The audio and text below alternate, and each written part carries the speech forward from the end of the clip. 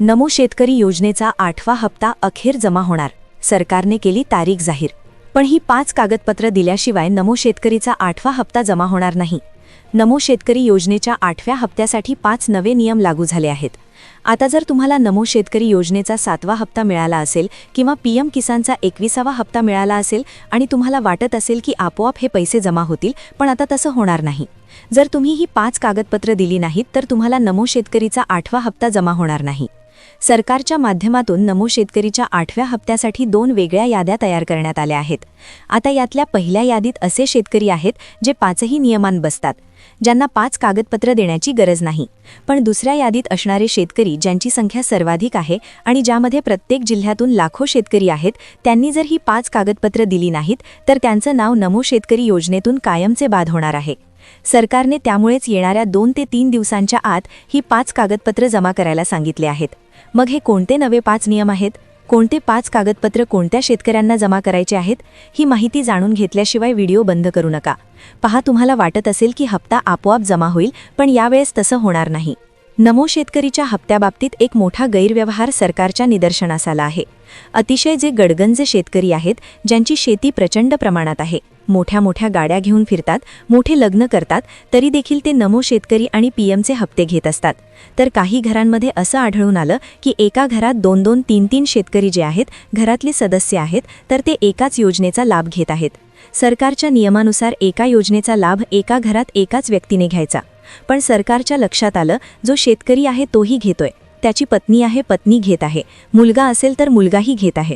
तर अशा प्रकारचे लक्षात आले आणि त्याच वेळेस सरकारची दुसरी गोष्ट अशी लक्षात आली की ज्या घरामध्ये पीएम किसानचा लाभ दिला जातोय, त्या घरात समजा पुरुष शेतकरी नमो शेतकऱ्याचा लाभ घेतोय, त्या घरातली महिला लाडकी बहीण योजनेचे पैसे घेते.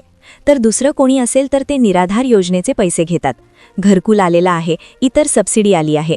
तर अशा प्रकारचे एकाच घरामध्ये प्रचंड पैसे सरकारकडून जात आहेत. त्यामुळे सरकारने गरजी शेतकऱ्याला ओळखण्यासाठी 5 नियम लागू केले आणि खरंच जाणून घेण्यासाठी, पात्रता सिद्ध करण्यासाठी 5 कागदपत्रांची मागणी केली आहे. मग ते 5 कागदपत्र कोणते आहेत जे तुम्हाला 8 दिवसात जमा करायला सरकारने सांगितले? पहा, जर 8वा हप्ता पाहिजे असेल तर तुम्हाला ही 5 कागदपत्र आत्ताच्या आत्ता जमा करा असं सरकारने सांगितलंय. कारण की तारीख जाहीर झाली. येणाऱ्या काळात आता निवडणूक होत आहे, मतदान होणार आहे. त्या मतदानामध्ये शेतकऱ्याला खुश करण्यासाठी सरकारने हा नमोचा हप्ता जारी करण्यात आला आहे. पण त्यासाठी सगळ्यात महत्त्वाची गोष्ट जी आहे ती सरकारने 5 नियमांनुसार 5 कागदपत्र सरकारने द्यायला लावलेले आहेत. मग आता ही 5 कागदपत्र तुम्हाला कुठून काढायचे आहेत? कोणत्या बँकेत लाभ येणार? सगळं सविस्तर तुम्हाला सांगतो. सगळ्यात आधी आपण बँकेची यादी पाहणार आहोत की पहा, पूर्वी नमो शेतकरी योजनेचे जे हप्ते होते किंवा पीएम किसानचे जे हप्ते यायचे, ते जवळपास सर्वच बँकांमध्ये सुरळीत जमा व्हायचे. बऱ्याचशा शेतकऱ्यांचे जिल्हा मध्यवर्ती बँकांमध्ये खाते होते, काहींचे छोट्या नागरी बँकांमध्ये, तर काहींचे राष्ट्रीयकृत किंवा खाजगी बँकांमध्ये खाते होते. पण आता एक मोठी तांत्रिक अडचण निर्माण झालीये. सरकारने जवळपास 8 ते 10 बँकांची नावे या योजनेच्या लाभार्थ्यांच्या यादीतून आता वगळली आहेत. याचे मुख्य कारण म्हणजे या बँकांचे सर्व्हर हे सरकारच्या डीबीटी म्हणजेच डायरेक्ट बेनिफिट ट्रान्सफर प्रणालीशी आणि पीएफएमएस प्रणालीशी जुळत नाहीत. त्यामुळे आता तुमच्या बँकेत जरी वर्षानुवर्षे खाते असेल तरी केवळ त्या बँक खात्यामुळे तुम्ही या योजनेसाठी अपात्र ठरू शकता आणि तुमचा लाभ कायमस्वरूपी बंद होऊ शकतो. विशेषतः ज्या सहकारी बँकांचे केवायसी अपडेट नाही किंवा ज्यांच्याकडे आधार सीडिंगची सक्षम व्यवस्था नाही, अशा बँकांमध्ये आता पैसे येणार नाहीत. जर तुमची बँक या यादीत असेल तर तुम्हाला त्वरित राष्ट्रीयकृत बँकेत म्हणजेच bank of India, state bank किंवा बँक ऑफ महाराष्ट्र यांसारख्या बँकांमध्ये नवीन खाते उघडावे लागेल आणि ते आधारशी लिंक करावे लागेल. यासाठी तुमच्याकडे आता केवळ काही दिवसांचाच वेळ उरला आहे. जर बँक वेळेत बदलली नाही तर पोर्टलवर पेमेंट फील्ड असा मेसेज येईल आणि पुढचा 8वा हप्ता तुमच्या हातातून जाईल. त्यामुळे हा व्हिडिओ पूर्ण पहा, कारण आता जी मी 5 कागदपत्रांची यादी सांगणार आहे ती अतिशय महत्त्वाची आहे. यासाठी प्रशासनाने शेतकऱ्यांना फक्त 8 दिवसांचा कालावधी दिला आहे. जे शेतकरी या 8 दिवसांमध्ये ही सर्व 5 कागदपत्रे ऑनलाईन पोर्टलवर किंवा आपल्या जवळच्या कृषी कार्यालयात जमा करतील, फक्त त्याच शेतकऱ्यांच्या खात्यात 2000 रुपयांचा 8वा हप्ता जमा होणार आहे. अन्यथा तुमची पात्रता असूनही केवळ कागदपत्रांअभावी तुमचे नाव कायमचे कापले जाईल, असे सरकारने स्पष्टपणे बजावले आहे. सरकारने वेळोवेळी सूचना दिल्या होत्या की नियम पाळा, बँक खातं व्यवस्थित करा आणि तुम्ही खरोखर पात्र असाल तरच लाभाची अपेक्षा करा. आता त्याकरता पहिला नियम लक्षपूर्वक जाणून घ्या. पहिला नियम काय आहे नमो शेतकरीच्या 8व्या हप्त्यासाठी? हा नियम असा आहे जो महाराष्ट्रातील जवळपास सर्वच शेतकऱ्यांशी संबंधित आहे आणि दुर्दैवाने याच नियमामुळे बहुतांश शेतकऱ्यांचा एक मोठा प्रॉब्लेम झाला आहे. सरकारने ही कागदपत्रे काढण्यासाठी गेल्या 6 महिन्यांपासून मोहीम राबवली होती, परंतु बऱ्याचशा शेतकऱ्यांनी त्याकडे गांभीर्याने पाहिले नाही आणि ते काढले नाही. आता मात्र प्रत्येक शेतकऱ्याला हे कागदपत्र काढणे अनिवार्य झाले आहे. सरकारने PM किसानच्या हप्त्याच्या वेळीही याची पूर्वकल्पना दिली होती आणि नमो शेतकरी योजनेच्या वेळीही सांगितले होते, पण शेतकऱ्यांनी त्याकडे दुर्लक्ष केले. आता याच दुर्लक्षामुळे तुमची अडचण होणार आहे आणि तुमचा हप्ता कायमचा बंद होणार आहे. या 5 कागदपत्रांपैकी हे पहिले कागदपत्र इतके महत्त्वाचे आहे की यामुळे 99% शेतकऱ्यांचा प्रश्न निर्माण होणार आहे, कारण आकडेवारीनुसार फक्त 5 ते 10 लाख शेतकऱ्यांनीच याची पूर्तता आत्तापर्यंत केली आहे. पहिले कागदपत्र आहे फार्मर ID कार्ड. मित्रहो, ही खरंच तुमच्यासाठी धक्कादायक बातमी असू शकते की ज्या शेतकऱ्यांनी हे कार्ड काढले नसेल त्यांना 8वा हप्ता दिला जाणार नाही. हे कार्ड म्हणजे केवळ एक कागद नसून ती तुमची डिजिटल शेतकरी ओळख आहे.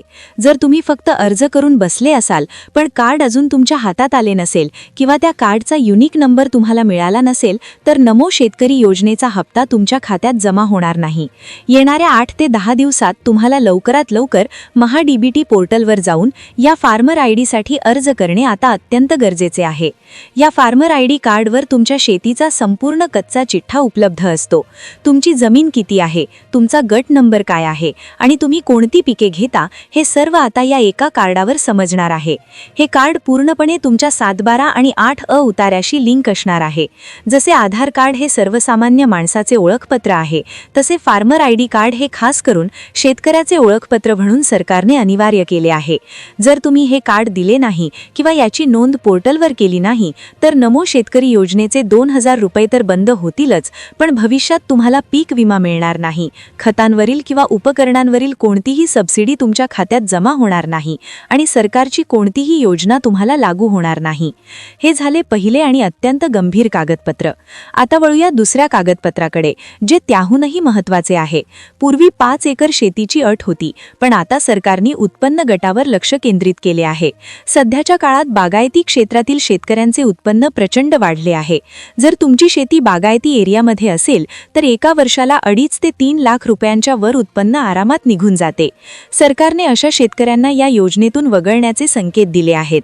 म्हणूनच तुमची पात्रता आणि उत्पन्न सिद्ध करण्यासाठी सरकारने आता उत्पन्नाचा दाखला देखील अनिवार्य केला आहे. ज्या शेतकऱ्यांचे उत्पन्न मर्यादेपेक्षा जास्त आहे त्यांना सधन शेतकरी मानून या यादीतून बाहेर काढले जाईल. त्यामुळे तहसीलदार किंवा अधिकृत यंत्रणेकडून काढलेला उत्पन्नाचा दाखला तुम्हाला आता तयार ठेवावा लागणार आहे. तिसरे कागदपत्र हे प्रत्येक शेतकऱ्यासाठी बंधनकारक आहे, ते म्हणजे रेशन कार्ड. आता तुम्ही म्हणाल की रेशन कार्ड तर आमच्याकडे आधीच आहे, मग नवीन काय? तर महत्त्वाची गोष्ट अशी की रेशन कार्डाची KYC बऱ्याचशा शेतकऱ्यांनी अजूनही केलेली नाही. रेशन कार्डवर तुमच्या कुटुंबातील किती सदस्यांची नावे आहेत आणि त्यातील किती जण शेती योजनेचा लाभ घेत आहेत हे तपासण्यासाठी सरकारने रेशन कार्ड लिंक केले आहे. तुम्हाला तुमच्या जवळच्या रेशन दुकानामध्ये जाऊन कुटुंबातील सर्व सदस्यांचे अंगठे लावून व्यवस्थित KYC करून घेणे आता सक्तीचे करण्यात आले आहे. जर रेशन कार्डावरील माहिती आणि तुमच्या शेतकरी अर्जावरील माहिती जुळली नाही तर तुम्हाला अपात्र ठरवले जाईल. पुढचे चौथे कागदपत्र आहे पॅन कार्ड. पूर्वी शेतकऱ्यांसाठी पॅन कार्डला इतके महत्त्व नव्हते, पण आता पॅन कार्ड हे इन्कम टॅक्स डिपार्टमेंटच्या अंतर्गत येणारे कागदपत्र असल्याने ते अनिवार्य करण्यात आले आहे.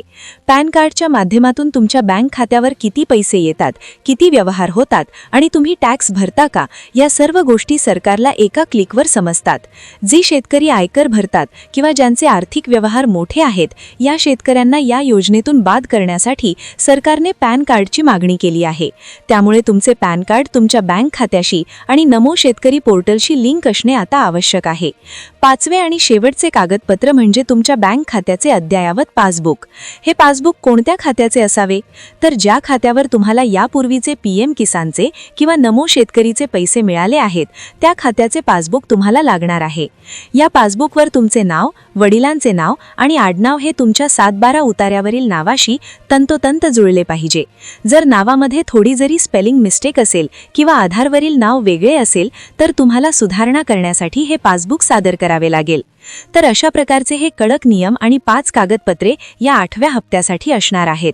शेतकरी मित्रांनो, ही प्रक्रिया वेळखाऊ वाटत असली तरी तुमची पात्रता सिद्ध करण्यासाठी ती आवश्यक आहे. तुम्हाला आतापर्यंत 7 हप्ते मिळाले आहेत का? पीएम किसानचा 21वा हप्ता जमा झाला का? आणि तुम्ही महाराष्ट्रातील कोणत्या जिल्ह्यातून हा व्हिडिओ पाहत आहात हे आम्हाला कमेंट करून नक्की सांगा. जर तुमच्या काही तांत्रिक अडचणी असतील तर त्याही कमेंटमध्ये मांडा. माहिती महत्त्वाची वाटली असेल तर आपल्या सर्व शेतकरी बांधवांना हा व्हिडिओ शेअर करा आणि चॅनलला नवीन असाल तर नक्की सबस्क्राईब करा. धन्यवाद.